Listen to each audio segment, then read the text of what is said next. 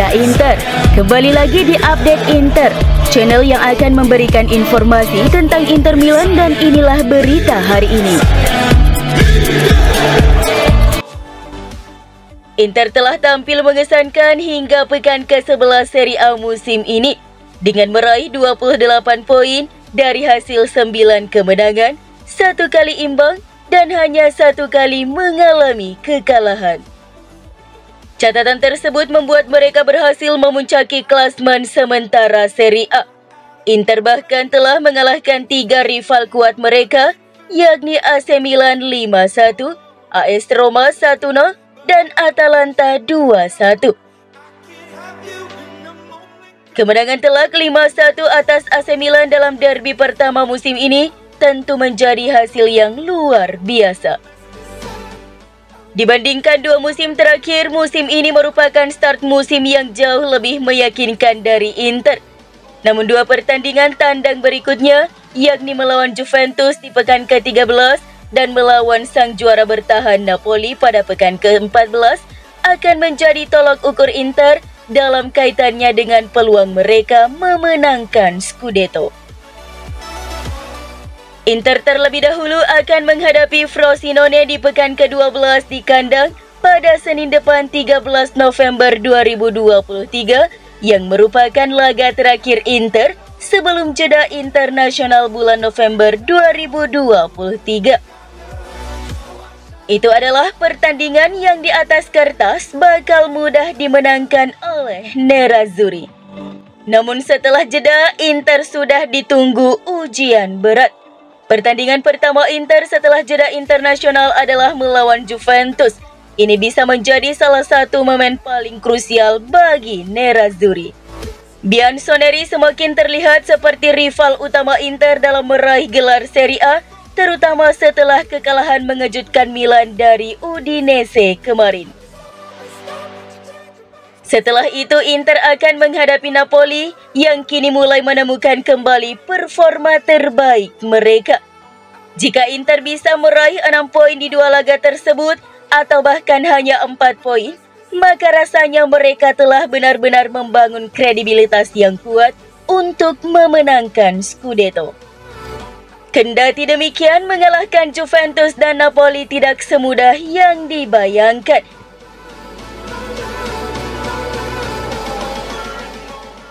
Kemenangan atas Atalanta membuat Nerazzurri mempertajam rekor hasil tandang mereka, tidak hanya di Serie A, tetapi juga di Eropa. Inter sejauh musim 2023-2024 ini memiliki rekor hasil tandang terbaik di Eropa, dengan meraih 5 kemenangan dari 5 pertandingan dan hanya menderita 1 kebobolan gol. Gol dari Gianluca Scamacca di laga tersebut menjadi kebobolan pertama Yann Sommer di laga tandang Inter sejauh musim ini. Seperti dilansir La Gazzetta dello Sport, hanya tim Bundesliga, Hoffenheim yang mengumpulkan poin yang sama dengan Inter di 5 laga tandang, yakni 15 poin. Namun Inter lebih unggul dalam hal selisih gol. Nerazzurri mencatatkan selisih gol lebih baik, yakni selisih 11, sedangkan Hoffenheim hanya selisih 7. Klub top Eropa lainnya yakni Bayern Munchen, Bayer Leverkusen, OGC Nice, dan Girona masing-masing sudah mencatatkan 1 hasil imbang di laga tandang.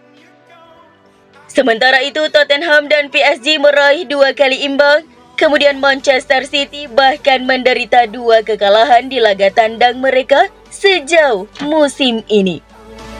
Raksasa Spanyol Real Madrid mencatatkan 1 hasil imbang dan menderita 1 kekalahan di laga tandang.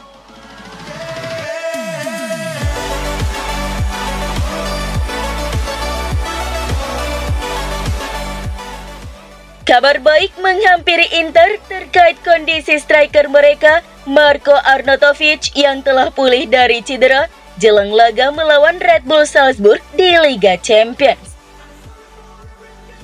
Seperti diketahui, penyerang Austria itu telah absen sejak September lalu dan melewatkan 8 pertandingan Inter di semua ajang. Dia mengalami cedera paha saat melawan Empoli di pekan ke-5 Serie A. Tapi kini Arnautovic telah sepenuhnya pulih seperti yang dilansir FC Internews. Arnautovic mampu menyelesaikan seluruh sesi latihan baru-baru ini. Itu berarti fisiknya sepenuhnya bugar.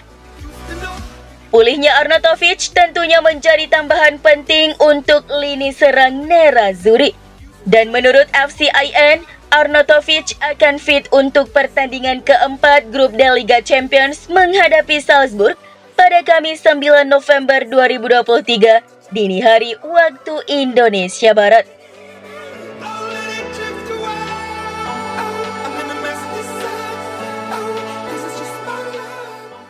Inter kehilangan bek andalannya Benjamin Pavard hingga akhir tahun 2023 ini karena cedera saat Inter menang 2-1 atas Atalanta pada laga pekan ke-11 Serie A kemarin. Absennya Pavard memberikan kesempatan pada bek muda Inter Milan Jan Bisek untuk mendapat lebih banyak menit bermain. Nerazzurri akan bermain 2 kali dalam seminggu antara Serie A dan Liga Champions. Oleh karena itu, perlu adanya rotasi skuad antar pertandingan. Dengan absennya Pavard untuk saat ini, maka peran Bisek akan menjadi lebih dibutuhkan, setidaknya sebagai pemain pengganti.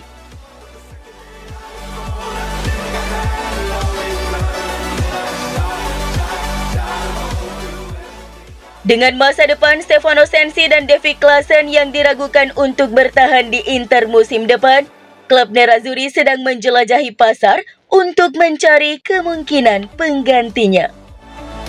Di buku catatan manajemen klub seperti diketahui ada nama Andrea Colpani dari AC Monza, tapi tidak hanya itu. Seperti yang dilaporkan Tutto Mercato Web, faktanya ada nama pemain asing yang mengarah pada Tomáš Souček, yang kontraknya dengan West Ham akan berakhir Juni tahun depan.